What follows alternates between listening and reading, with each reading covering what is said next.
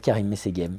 Bonjour Jean-Philippe Denis. Karim Messeghem, vous êtes professeur à l'Université de Montpellier, professeur des universités. Karim Messeghem, vous avez notamment dirigé le LabEx Entreprendre, donc le laboratoire d'excellence autour des questions d'entrepreneuriat. Karim Messeghem, papier dans Conversation France. Les pépites ont-ils trouvé leur légitimité? Vous allez nous expliquer ce que sont les pépites. Regard d'étudiant entrepreneur. Et pépites, ça fait 10 ans. Ça fait 10 ans, c'est ça, hein, à peu près? C'est ça, oui.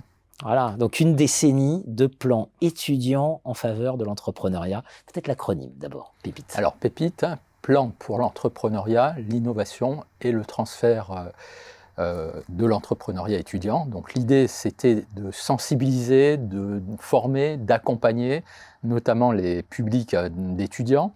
Ça part d'un constat. En 2013, les assises de l'entrepreneuriat et un focus justement sur cette question de l'entrepreneuriat étudiant qui met en évidence des fragilités, voire une précarité pour les étudiants entrepreneurs.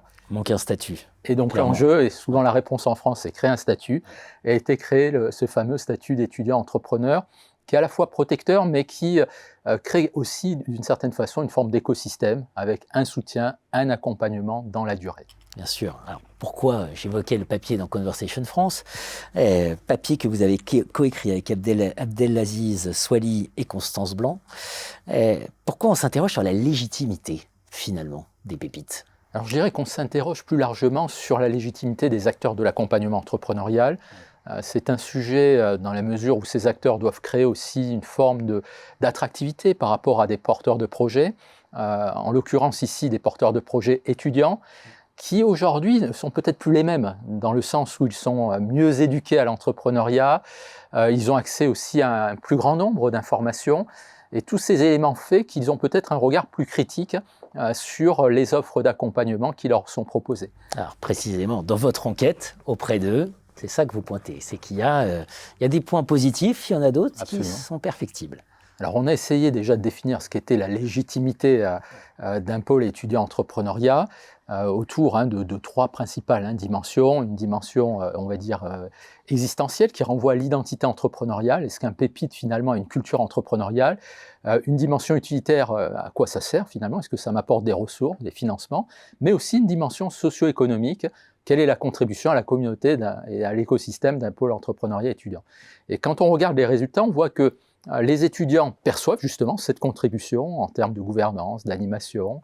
En revanche, ils évoquent, on va dire, des points d'amélioration, même si les résultats sont satisfaisants, notamment sur cette question de l'accès aux ressources et sur le fait que l'identité entrepreneuriale pourrait potentiellement être renforcée.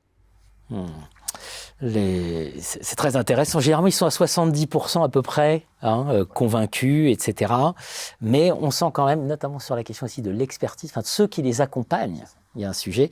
Quelles préconisations finalement vous tirez, quels enseignements et quelles préconisations vous tirez de cette étude? Alors, il semblerait que les pépites aient peut-être intérêt aussi à se penser comme des écosystèmes, des sous-écosystèmes, avec une identité, une logique, donc une identité entrepreneuriale, mais aussi en interaction avec d'autres sous-écosystèmes. On peut penser à l'entrepreneuriat féminin, à l'innovation. Il y a un certain nombre d'enjeux, de défis. Vous évoquez aussi un déficit de notoriété du programme Pépite. Il y a sans doute des éléments d'image aussi à renforcer. Et c'est intéressant de voir d'ailleurs que l'image apparaît dans cette étude comme un déterminant de la légitimité. Donc les efforts en termes de marketing, de communication sont bien évidemment nécessaires. Et ce qui est intéressant, c'est de voir aussi le lien entre cette légitimité et la satisfaction et la performance. Et ça nous amène à une préconisation en termes de mesure de la performance, peut-être d'intégrer cet indicateur de légitimité. Et ça peut être notamment pour les financeurs un indicateur pour percevoir cette performance de ces acteurs de l'accompagnement entrepreneurial. Le programme Pépite, lancé en 2013 par Geneviève Fiorasso, à l'époque. Voilà, initiative 2013, mise en œuvre 2014, et on arrive quasiment aux 10 ans, donc c'était l'heure du bilan. Et un sujet éminemment politique, voilà, dont était la traduction du programme Pépite. 10 ans plus tard, il est temps de capitaliser, il est temps de faire connaître, et il est temps de changer de braquet. C'est un peu ça le message que j'ai lu dans votre étude. On consultera aussi le rapport du Global Entrepreneurship Monitor, France Situation de l'activité entrepreneuriale, rapport national. C'est tout à fait intéressant et ça va aller croissant comme sujet, l'entrepreneuriat. Merci à vous. Merci Jean-Philippe Denis.